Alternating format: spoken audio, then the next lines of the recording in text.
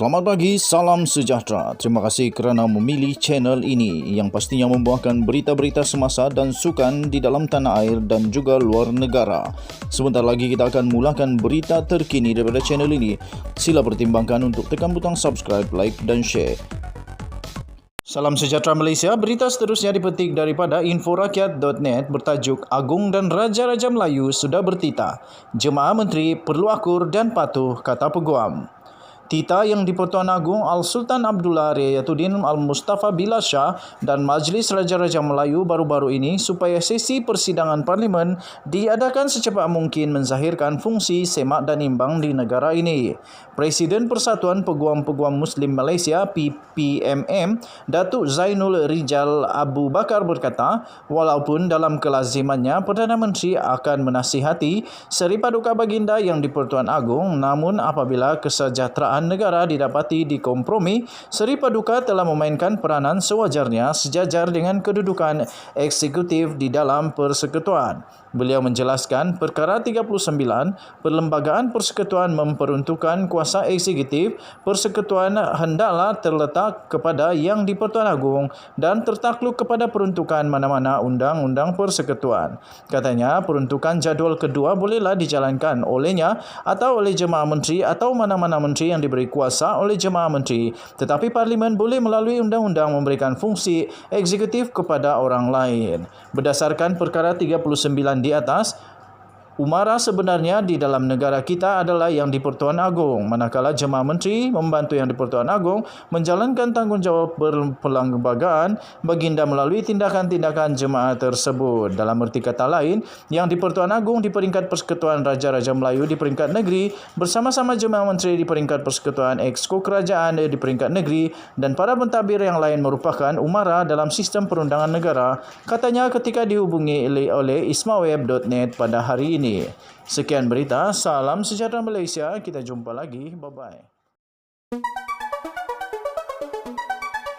Selamat pagi, salam sejahtera. Terima kasih kerana memilih channel ini yang pastinya membawakan berita-berita semasa dan sukan di dalam tanah air dan juga luar negara.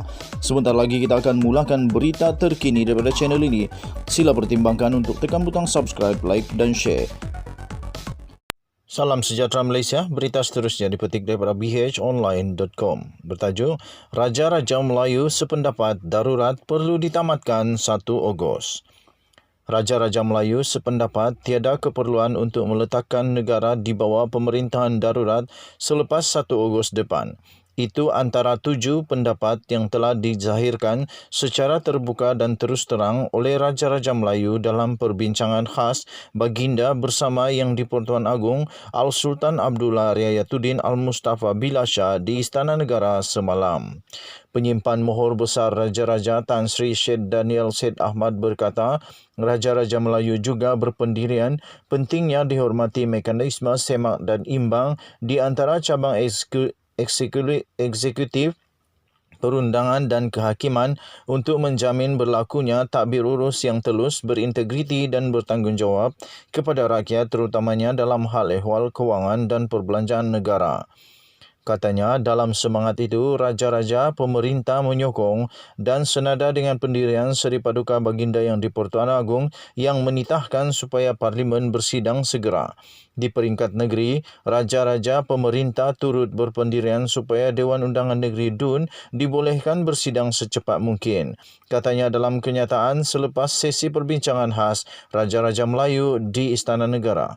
Syed Daniel berkata, kaedah dan prosedur yang diamalkan di beberapa negara terbukti dapat mengawal rangkaian jangkitan COVID-19.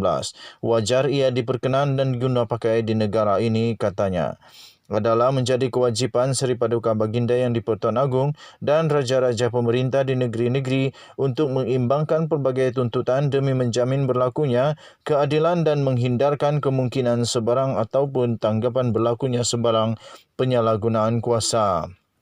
Raja-Raja Melayu turut menegaskan pentingnya prinsip raja berperlembagaan dan demokrasi berparlimen diterjemahkan melalui budaya pemerintahan yang pada setiap masa meluhurkan perlembagaan negara dan mendaulatkan undang-undang, katanya dalam kenyataan itu.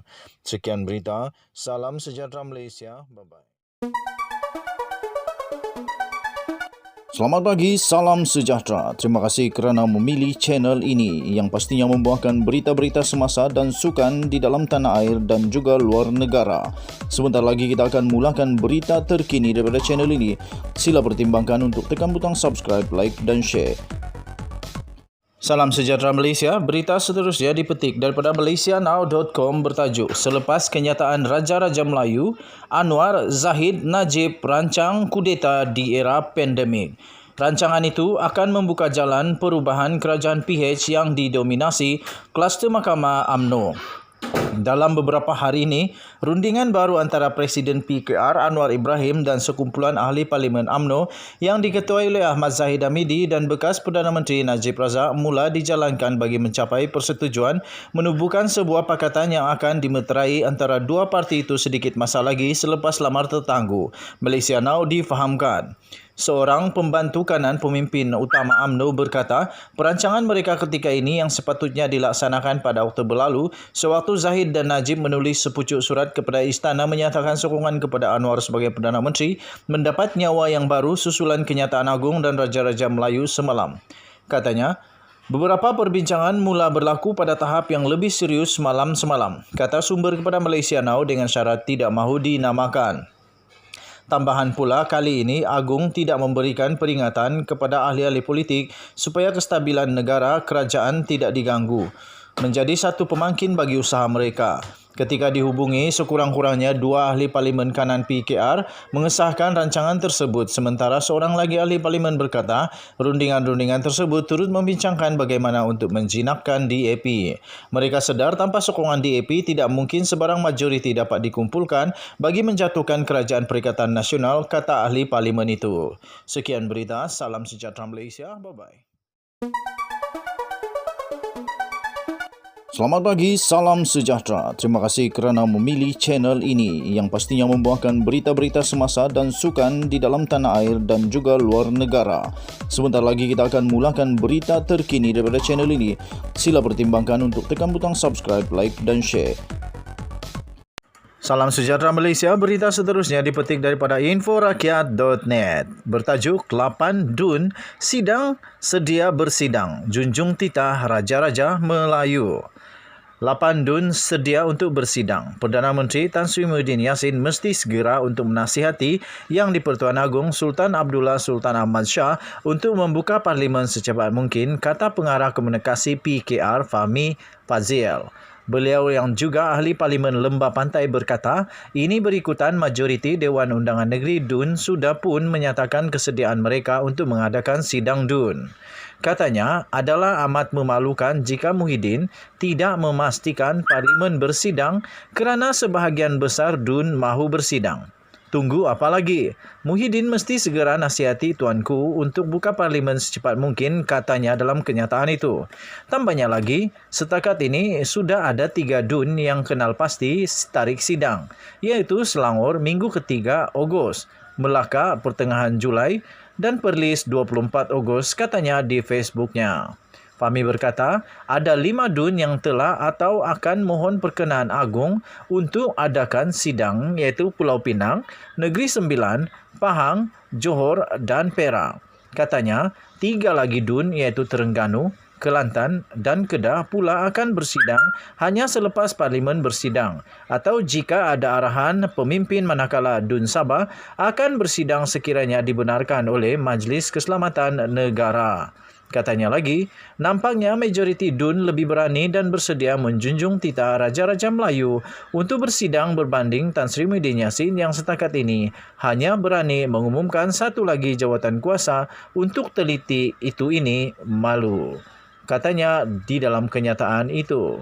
Sekian berita ini dipetik daripada inforakyat.net. Kita jumpa lagi. Selamat petang Malaysia. Bye-bye.